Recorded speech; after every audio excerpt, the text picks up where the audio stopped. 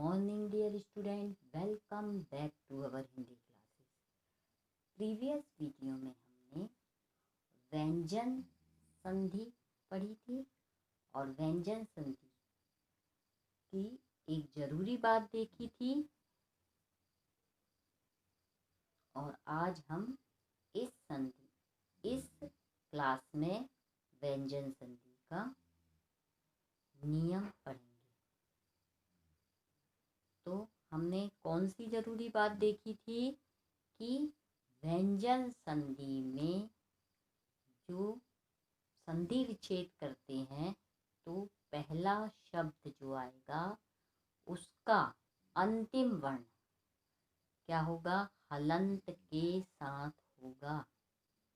ठीक है, हमने यही पढ़ा था ना कि जो पहला अक्षर है वो हलंत के साथ होगा, और यदि वो हलंत के साथ नहीं होता है तो क्या हो जाएगा? वो तो स्वर हो जाएगा।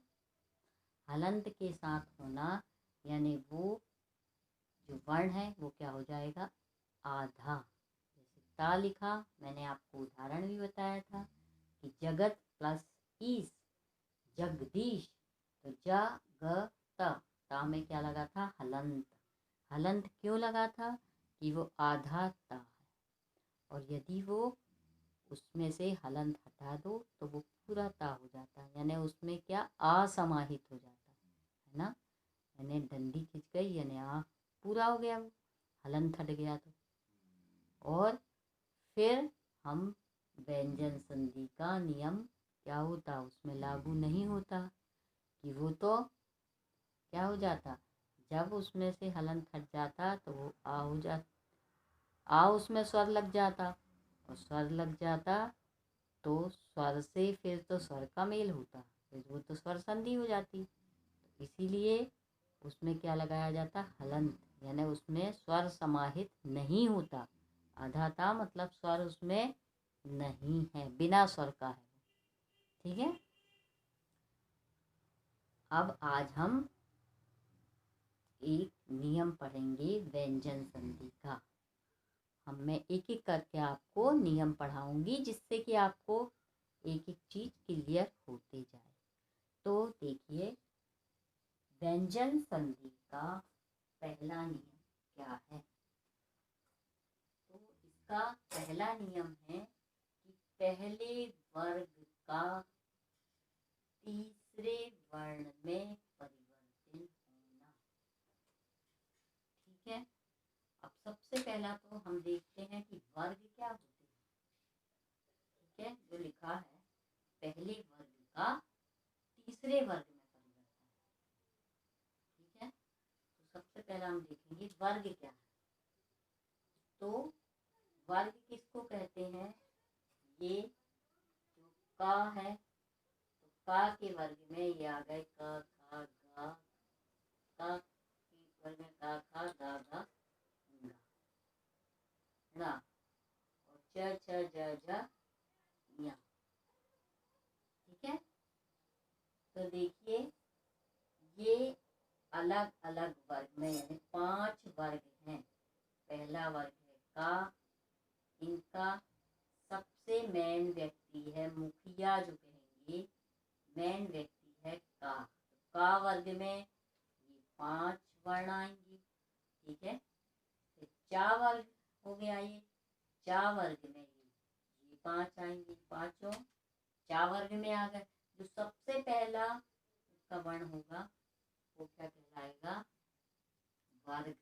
का वर्ग के अंतर्गत ये आएंगे, तो ये चा वर्ग के अंतर्गत आएंगे पूरे, तो ये ता वर्ग के अंतर्गत आएंगे 5, और ये ता वर्ग के अंतर्गत आएंगे, और ये पा वर्ग।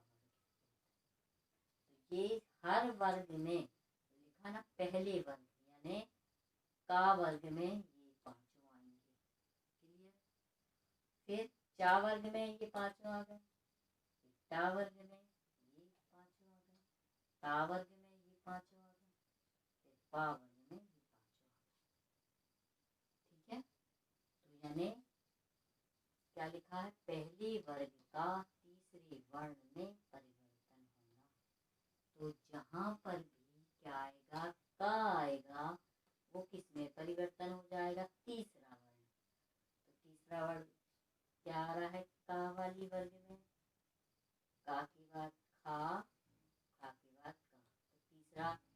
हो गया गा। तो जहाँ पर भी का आएगा वो किस में परिवर्तन हो जाएगा, ग में।